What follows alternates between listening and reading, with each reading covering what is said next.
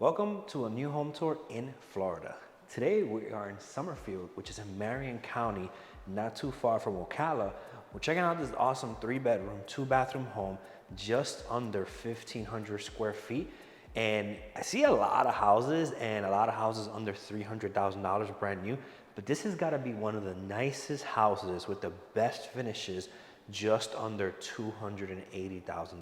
Let's check it out.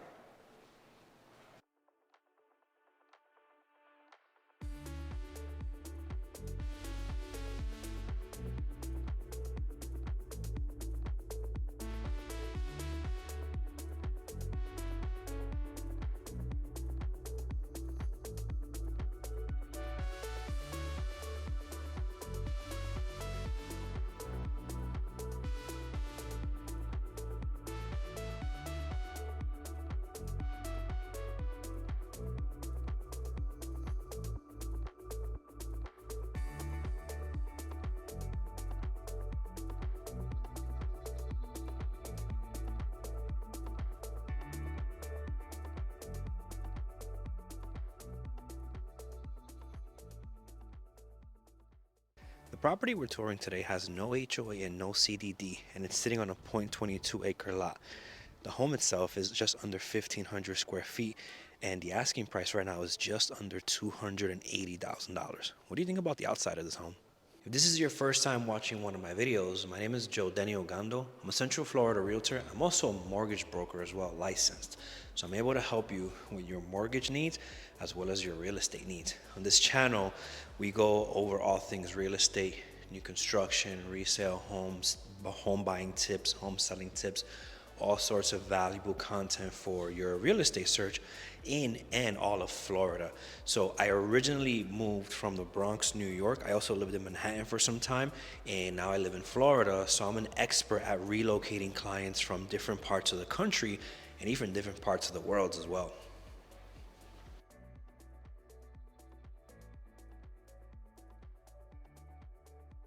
My direct contact information is 407-759-5677. I'll also put it somewhere on the screen and somewhere in the description. That's the easiest way to get in contact with me. That's my direct cell phone. So you can text me there or you can call me there as well. Hours of operation are anywhere until 10 p.m. Eastern time, 7 days a week. And the reason why we're open so late is because we have clients in different time zones as well as different countries as well that need help a little later in the night, where it might be earlier in the day where they're at currently.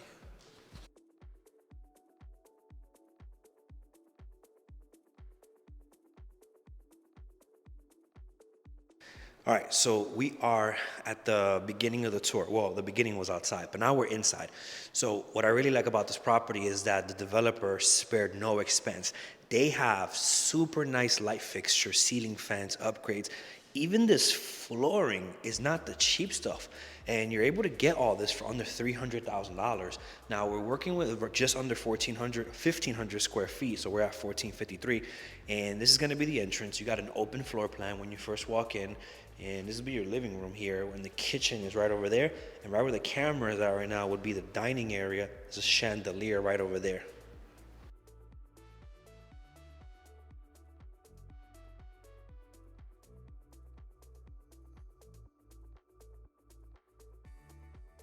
They even included a covered lanai in the backyard, but this is going to be where the dining area would be, right under this light fixture slash chandelier, which is a pretty nice light fixture. It's not the cheap stuff. And then you have your kitchen right over here with this nice size island with the upgraded countertops, and you have the upgraded cabinets with the crown molding as well. Now, I visit a lot of new construction homes in this price point to find deals for you throughout Florida. And I can tell you right now, a lot of the builders aren't putting this many nice, features into the property. They're going cheap. They're putting the cheap stuff, but not this one. This one is awesome, and we're just under $280,000.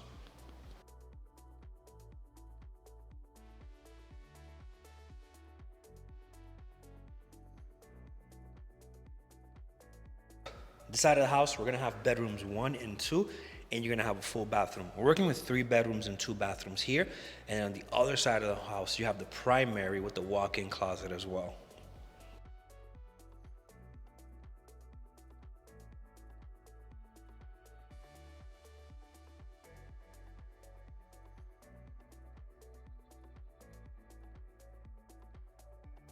You also have a really nice long laundry room. Put the washer and dryer here. You add some custom cabinets as well, some shelves in there. And then right over here is going to be your primary bedroom with the walk-in closet as well.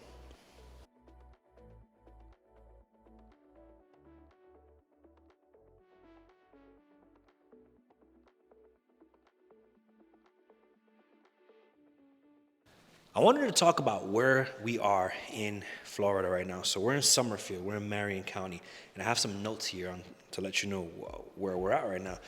So some of the benefits of living in Summerfield, Florida is that you are along US Highway 441.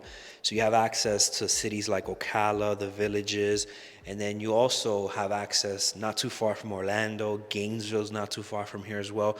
So you're in a great location in between all those big cities, but you're still going to be able to have great affordable pricing where we're at.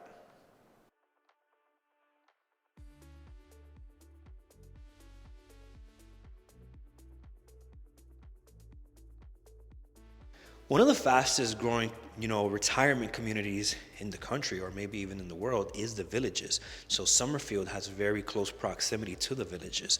So over there they have entertainment, dining, shopping, so many things to do. And they're in need of people like that want to work in the healthcare industry, entertainment, restaurants. They have a lot of money to spend over there, so you'd be pretty close to where the action is right in the villages. We're not too far from Lake Weir or Ocala National Forest as well.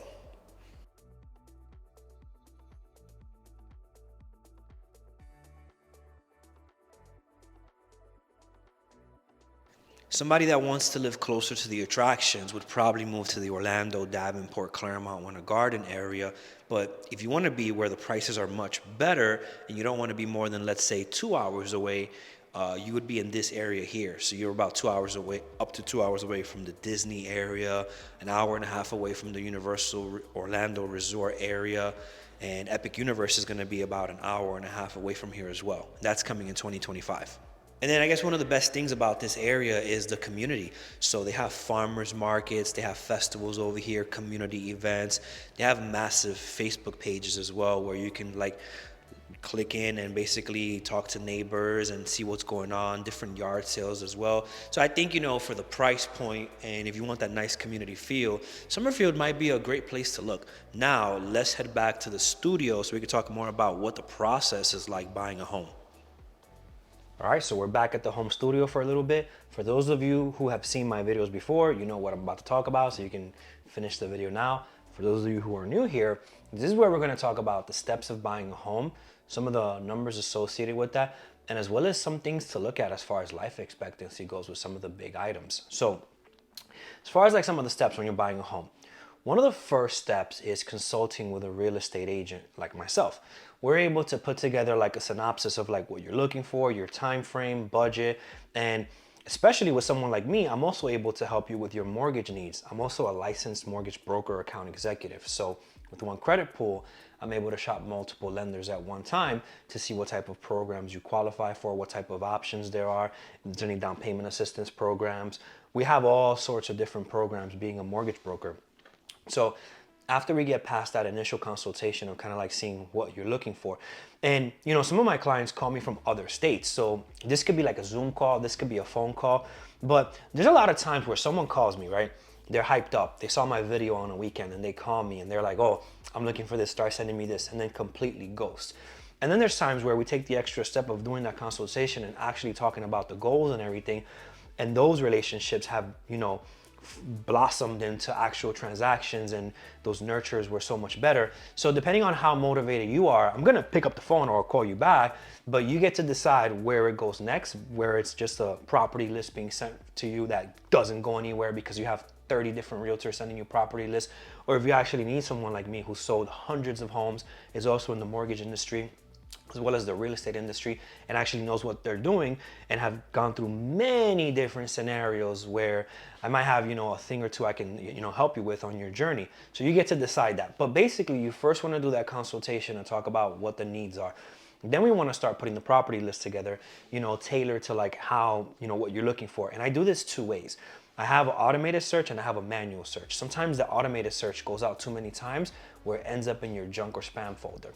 After we've identified the properties that you want to check out, we go check them out either in person, or we'll do a video tour for you where we'll send you like a recording of it or virtual tour.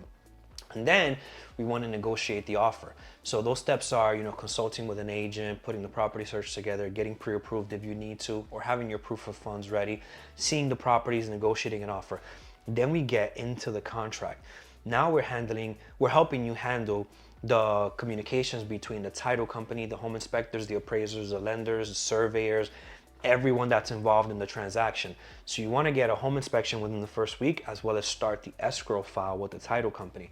Then in the second to third week, we want to get, the appraisal ordered, the survey ordered, the title company is working on the title work, lenders working on the lending work. I'm making sure like a puppet master that everyone's doing their part, and communicating with everybody. And then around the third to fourth week, we're wrapping things up and we're trying to see, was there any issues, any repairs, any renegotiations, any appraisal issues, any cloud on the title or title issues, or anything that can go wrong, to try to clear that up before we do the final clear to close. Within 72 hours of that property closing, title company is they're going to try to be ready, lender's going to be ready, they're going to rebalance numbers, you're going to see the numbers, and we're going to see what you're going to sign at closing as far as a settlement statement goes a few days before the closing, sometimes the day of or the day before, but normally you'll have access to that before you get to like the closing table, so there's no surprise on what the numbers are going to be. And in all those steps, it could take anywhere from 3 weeks to like 6 weeks, or even longer, depending on, what could go wrong.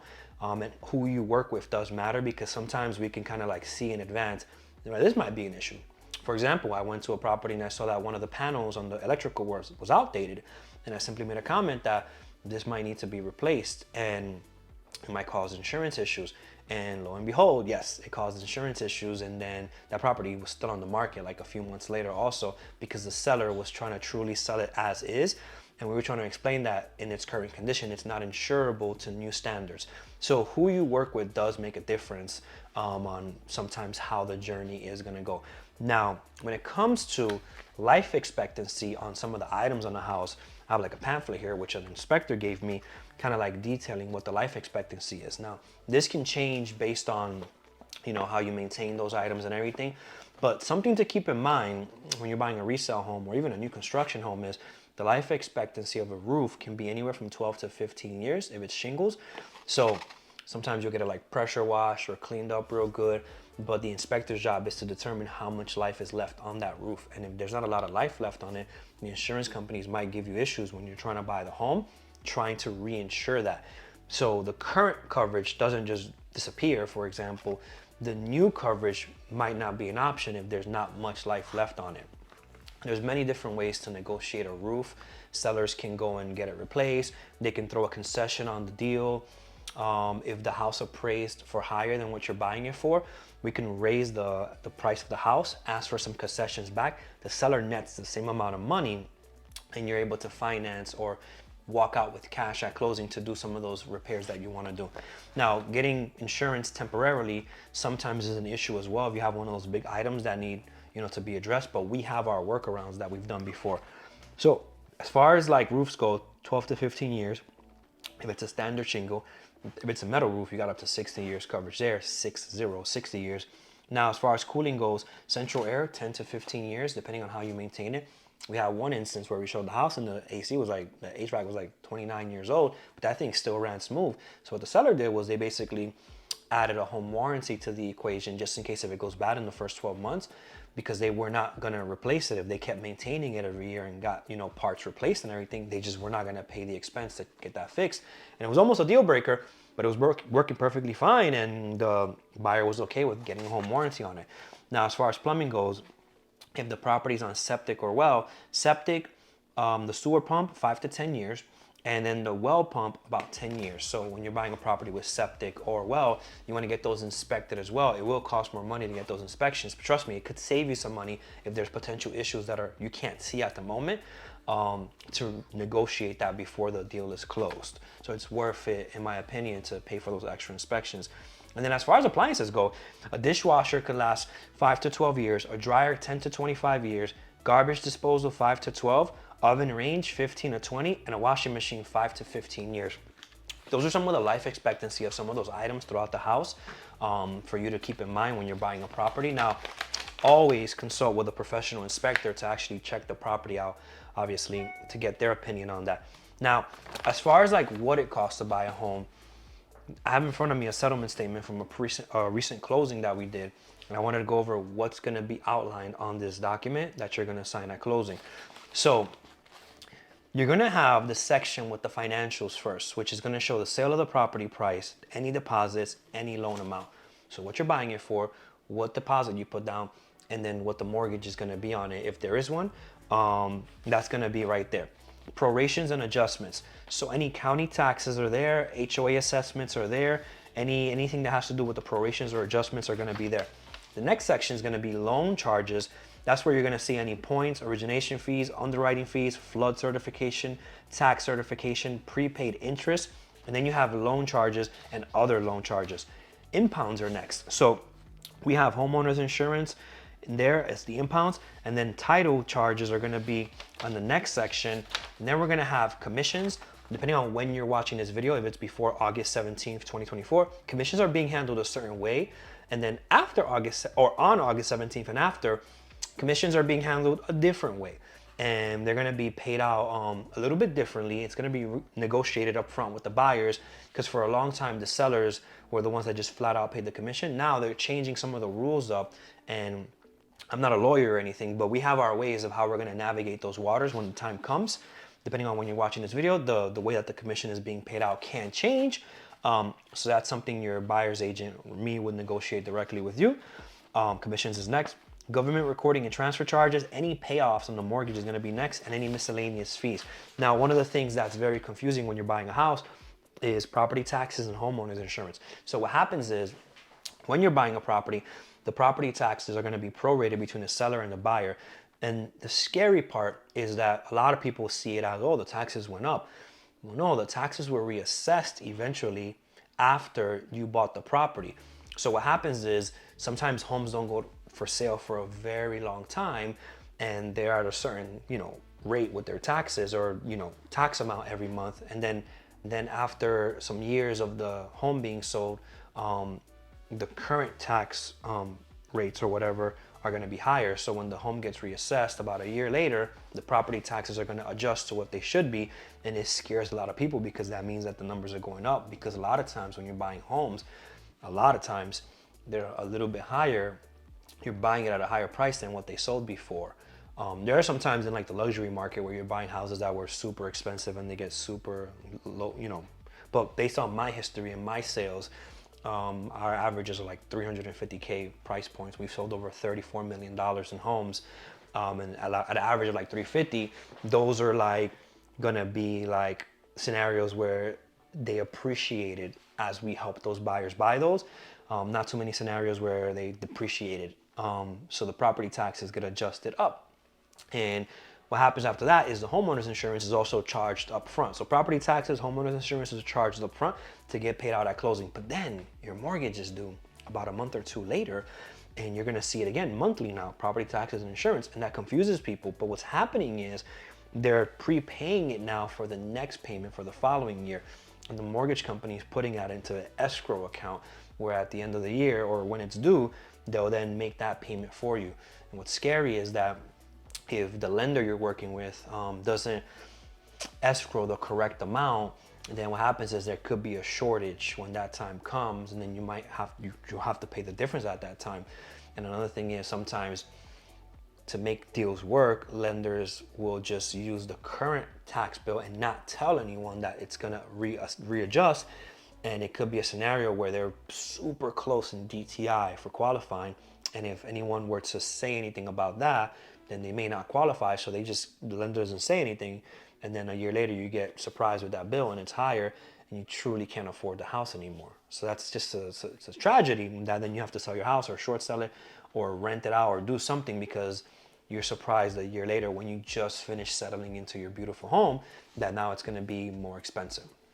That's information on Property taxes, the numbers, life expectancy, and what to expect on when you're buying a home.